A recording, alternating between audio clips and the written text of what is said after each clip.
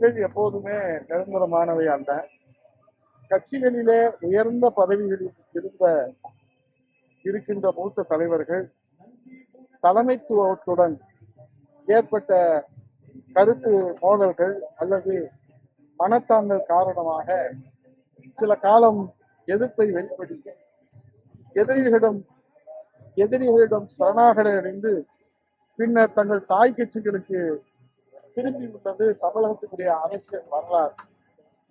நடமாடும் பல்கலைக்கழகம் என்று அழைக்கப்பட்ட நாவலர் நெடுஞ்செழியன் அவர்கள் எத்தனை முறை அவர் தாய் கட்சியில இருந்து கருத்து வேறுபாடு காரணமாக அவர் பிரிந்து சென்றாலும் அவர் இறுதியில தாய் கட்சியிலே தான் இணைந்திருக்கிறார்கள். இந்தியாவினுடைய குடியரசுத் தலைவராக இருந்த பெருமதிப்புக்குரிய மாண்புமிகு வெங்கட்ராமன் அவர்களை 1967 தோற்கடித்து அரசியலில அடியெடுத்து வைத்த போது எல்லோருடைய கவனத்தையும் ஈர்த்தவர் புரட்சித் தலைவர் எம்ஜிஆரோடு இணைந்து அண்ணா திராவிட முன்னேற்ற கழகம் என்கிற மாபெரும் மக்கள் இயக்கத்தை ஆரம்ப கால கட்டத்திலே முதன்மையாக இருந்து துவங்கியவர்களே அவரும் ஒருவர். ஐயா எஸ் அவர்களும் கருத்து வேறுபாடு காரணமாக மனத்தாங்கல் காரணமாக அவர் தாய் கழகத்திலிருந்து அவர் தாய் கழகத்தில அடைக்கலமான வரலாறு. அதே போன்று ஐயா திருநாவுக்கரசு அவர்கள் 27 வயதில சட்டப்பேரவையுடைய துணைத் தலைவராக இருந்து 1977 முதல் 1996 வரை அறந்தாங்கிலே தொடர்ச்சியாக வெற்றி பெற்ற பெருமைக்குரியவர். அவர் தலைமையோடும் தாய் கழகத்தில அவருக்கு கருத்து வேறுபாடு ஏற்பட்டு அதற்கு பிறகு இன்றைக்கு காங்கிரஸ் கட்சியில பொது வாழ்க்கையில சேவை செய்து கொண்டிருக்கிறார்கள். ஒரு காலத்துல அம்மா அவர்களுக்கு மிக தீவிர ஆதரவாளர்களாக இருந்தவர்கள் எல்லாம் கருத்து வேறுபாடு மனத்தாங்கல் காரணமாக தாய் கழகத்திலிருந்து விலகுவதும் திரும்ப அவர்கள் தாய் கழகத்தில் இணைத்துக் கொள்வதும் அரசியலில நாம் பார்க்கிற புதிய வரலாறு அல்ல. இது தமிழகம் பார்த்து சலித்து புளிக்கு போன ஒரு கடுமையான வேதனை அளிக்கக்கூடிய வரலாறாகத்தான் இந்த வரலாறை நான் உங்களோடு பகிர்ந்து கொள்கிறேன். இன்றைக்கு கூட திராவிட முன்னேற்ற கழகத்துல இன்றைக்கு அந்த திராவிட முன்னேற்ற கழகத்தை வழிநடத்தக்கூடியவர்கள் கூட அண்ணன் ஏவா வேலு அவர்கள், அண்ணன் KKSSR அவர்கள், அண்ணன் முத்துசாமி அவர்கள், அண்ணன் அனிதா ராதாகிருஷ்ணன் அவர்கள், அண்ணன் சேகர் பாபு அவர்கள், அண்ணன் சத்தியமூர்த்தி அவர்கள், அண்ணன் ரகுபதி அவர்கள், அண்ணன் கண்ணப்பன் அவர்கள், இப்போது தாவேக்காவில் இருக்கக்கூடிய கிருஷ்ணன் அவர்கள், அண்ணன் செங்கோட்டையன் அவர்கள் இங்கே தங்களை பெற்று வளர்த்து ஆளாக்கிய தாயிடத்துல மனத்தாங்கல் வருகிற போது அவர்கள் சென்ற இடத்துல எப்போது வேண்டுமானாலும் மனத்தாங்கல் அவர்களுக்கு ஏற்படலாம். ஆகவே அதை புரிந்து கொண்டிருப்பவர்கள் எல்லாம் நிலையாக தாய் கழகத்தில தாயின் அரவணைப்பில தங்கள் பொது வாழ்க்கையை தொடர்ந்து கொண்டிருக்கிறார்கள்.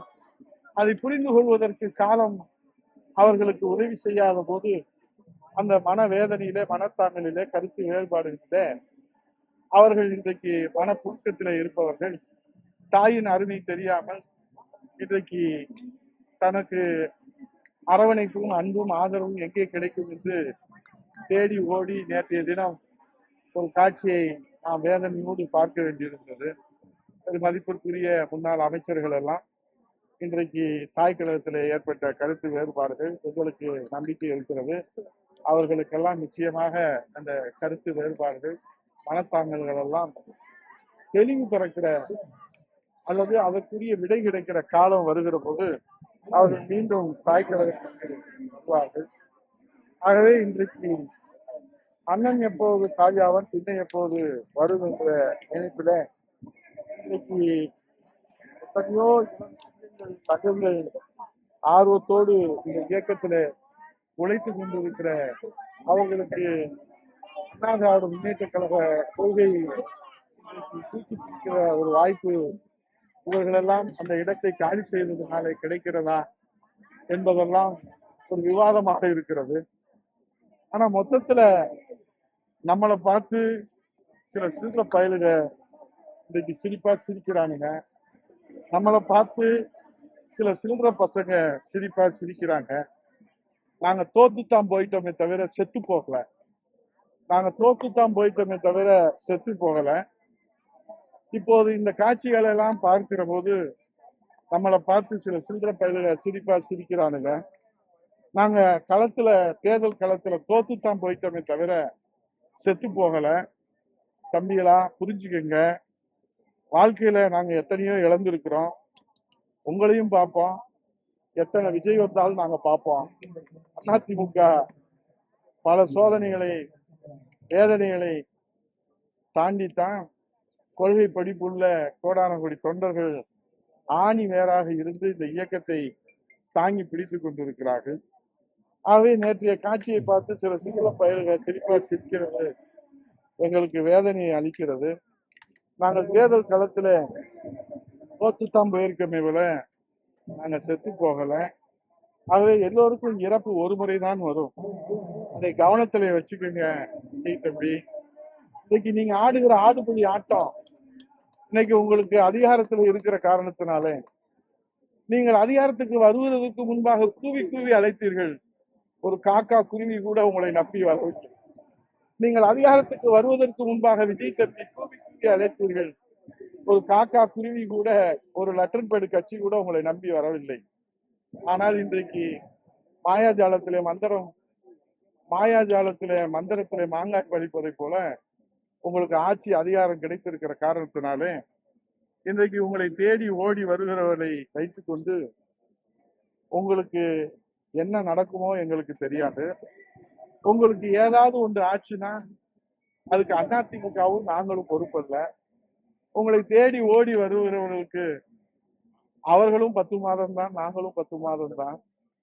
அவர்களுக்கும் ஒரு முறைதான் இறப்பு, எங்களுக்கும் ஒரு முறைதான் இறப்பு. அவை தேர்தல் களத்துல தோத்துத்தான் போயிருக்குமே தவிர செத்து போகல. ஆகவே உயிர் ஒரு முறைதான் போகும். விஜய் தம்பி, இதை நீங்க ஞாபகத்துல வச்சுக்கோங்க. உங்களுக்கு எச்சரிக்கையாகவும் சொல்லுகிறேன், அன்போடும் சொல்லுகிறேன். அம்புட்டுத்தான் நான் சொல்ல வர்றது. வாழ்க்கைன்றது ஒரு வட்டம் தான். மேல இருக்கிறது கீழே வர்றதும், கீழே இருக்கிறது மேல போறதும் இந்த நாட்டுல ஒரு இயற்கையினுடைய நீதியாகத்தான் இருக்குது. இன்னைக்கு நீங்களே பாருங்க, இன்னைக்கு சட்டம் ஒழுங்கு பாதுகாப்புகளே தாவக அரசு ரொம்பவே திணறி கொண்டிருக்கிறது.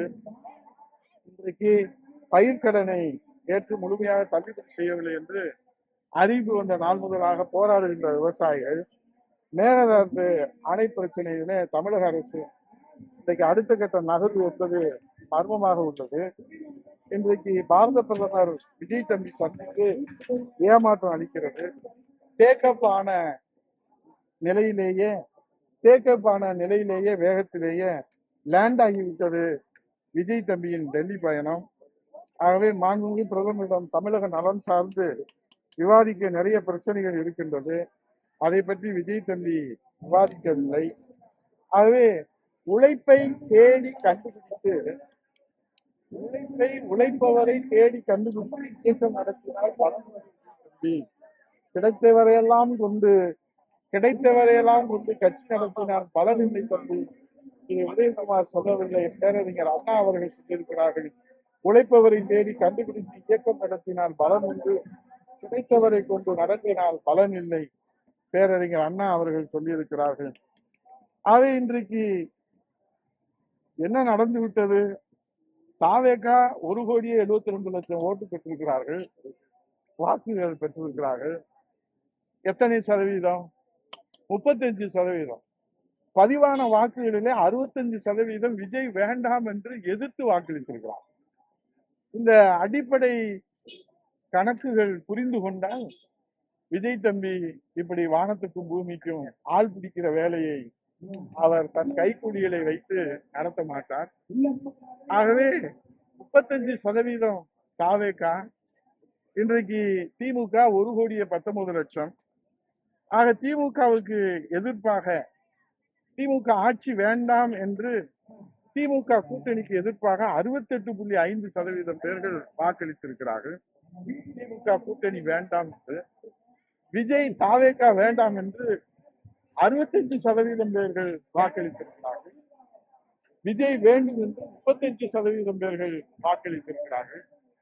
ஆகவே அனைத்து இந்திய அண்ணா திராவிட முன்னேற்ற கழகம் இன்றைக்கு புரட்சி தமிழர் எடப்பாடியார் என்கிற சாமானியருடைய தலைமையிலே வழிகாட்டுதலே பல்வேறு சத்திய சோதனைகளை தாண்டி இன்றைக்கு 1,04,00,000 புரட்சி தமிழர் எடப்பாடியார் முதலமைச்சராக வர வேண்டும் என்று இன்றைக்கு ஆதரவு அளித்து வாக்களித்திருக்கிறார்கள். அதை போன்று நோட்டாவுக்கு கூட மக்கள் வாக்களித்திருக்கிறார்கள்.